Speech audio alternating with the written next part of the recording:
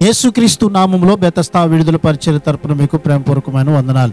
ఈ దిన వాక్య ధ్యానము, నాకు మొరపెట్టుము నేను నీకు ఉత్తరం ఇచ్చేదను. ఇర్మియా గ్రంథం 33వ అధ్యాయం 3వ వాక్యం.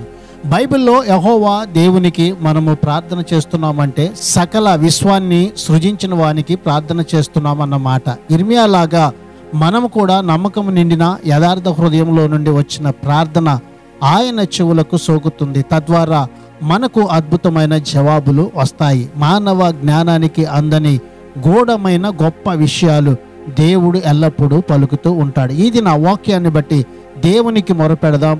భవిష్యత్తును గురించిన విషయాల్లో దేవుని జవాబును పొందుకుందాం.